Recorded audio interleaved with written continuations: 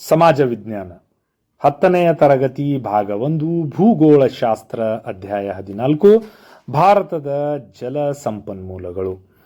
ಅಭ್ಯಾಸಗಳು: ಖಾಲಿ ಪ್ರಶ್ನೆಗಳಿಗೆ ಸರಳ ಮತ್ತು ಸಂಕ್ಷಿಪ್ತ ಉತ್ತರಗಳು. ಖಾಲಿ ಬಿಟ್ಟಿರುವ ಸ್ಥಳಗಳನ್ನು ಸೂಕ್ತ ಪದಗಳಿಂದ ಭರ್ತಿ ಮಾಡಿರಿ. ಮೊದಲನೇದು, ಪಶ್ಚಿಮ ಬಂಗಾಳದ ಕಣ್ಣೀರಿನ ನದಿ ದಾಮೋದರ್. ಎರಡನೇದು, ಬಿಹಾರದ ಕಣ್ಣೀರಿನ ನದಿ ಕೂಸಿ.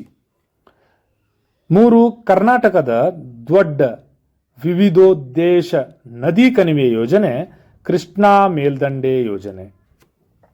4, ಪಂಪಸಾಗರ ಜಲಾಶಯವು ಕರ್ನಾಟಕದ ವಿಜಯನಗರ ಜಿಲ್ಲೆಯಲ್ಲಿದೆ. 5, ಹಿರಾಕುಡ್ ಆಣೆಕಟ್ಟನ್ನು ಮಹಾನದಿಗೆ ನಿರ್ಮಿಸಲಾಗಿದೆ. ಪ್ರಶ್ನೆ ಸಂಖ್ಯೆ 2, ಈ ಕೆಳಗಿನ ಪ್ರಶ್ನೆಗಳಿಗೆ ಸಂಕ್ಷಿಪ್ತವಾಗಿ ಉತ್ತರಿಸಿ. 6, ನೀರಾವರಿ ಎಂದರೇನು? ನೀರಾವರಿ ವಿಧಗಳಾವವು? ಉತ್ತರ: ಕೃಷಿ ಭೂಮಿಗೆ ಕೃತಕವಾಗಿ ಕಾಲುವೆ, ಬಾವಿ ಹಾಗೂ ಕೆರೆಗಳಿಂದ ನೀರು ಒದಗಿಸುವುದನ್ನು ನೀರಾವರಿ ಎಂದು ಕರೆಯುತ್ತಾರೆ. ನೀರಾವರಿಯ ವಿಧಗಳು: ಬಾವಿ ನೀರಾವರಿ, ಕಾಲುವೆ ನೀರಾವರಿ, ಕೆರೆ ನೀರಾವರಿ. ಪ್ರಶ್ನೆ ಸಂಖ್ಯೆ 7, ವಿವಿಧೋದ್ದೇಶ ನದಿ ಕಣಿವೆ ಯೋಜನೆ ಎಂದರೇನು? ಇದರ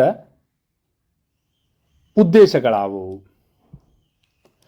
ಒಂದು ನದಿ ಮತ್ತು ಅದರ ಉಪನದಿಗಳ ಮೇಲೆ ಆಣೆಕಟ್ಟುಗಳನ್ನು ನಿರ್ಮಿಸಿ ನೀರನ್ನು ವಿವಿಧ ಉದ್ದೇಶಗಳಿಗೆ ಬಳಸುವ ಯೋಜನೆಯನ್ನು ವಿವಿಧೋದ್ದೇಶ ನದಿ ಕಣಿವೆ ಯೋಜನೆ ಎಂದು ಕರೆಯುತ್ತಾರೆ.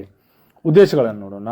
ನೀರಾವರಿ ಸೌಲಭ್ಯಕ್ಕಾಗಿ, ಜಲ ವಿದ್ಯುತ್ ಉತ್ಪಾದನೆಗಾಗಿ, ಪ್ರವಾಹ ನಿಯಂತ್ರಣೆಗಾಗಿ, ನೌಕಾಯಾನಕ್ಕಾಗಿ, ಕುಡಿಯುವ ನೀರನ್ನು ಪೂರೈಸಕ್ಕಾಗಿ, ಕೈಗಾರಿಕೆಗಳಿಗೆ ನೀರು, ಮಣ್ಣಿನ ಸವಕಳಿ ನಿಯಂತ್ರಣಕ್ಕಾಗಿ, ಮೀನುಗಾರಿಕೆಗೆ ಅಭಿವೃದ್ಧಿ, ಅರಣ್ಯ ಅಭಿವೃದ್ಧಿಗಾಗಿ. ಪ್ರಶ್ನೆ ಸಂಖ್ಯೆ 8, ಕರ್ನಾಟಕದ ಜಲ ವಿದ್ಯುತ್ ಉತ್ಪಾದನಾ ಕೇಂದ್ರಗಳನ್ನು ಹೆಸರಿಸಿ. ಉತ್ತರ: ಶಿವನಸಮುದ್ರ, ತುಂಗಭದ್ರಾ, ಜೋಗ, ಭದ್ರಾ, ಆಲಮಟ್ಟಿ, ಕಾಳಿ, ಸುಪಾ, ಕದ್ರಾ, ಕೊಡಸಳ್ಳಿ. ಪ್ರಶ್ನೆ ಸಂಖ್ಯೆ 9, ಮಳೆ ಕೊಯ್ಲು ಅಥವಾ ಮಳೆ ನೀರಿನ ಸಂಗ್ರಹಣೆ ಇದು ಇಂದು ಕಡ್ಡಾಯವಾಗಿದೆ, ಏಕೆ?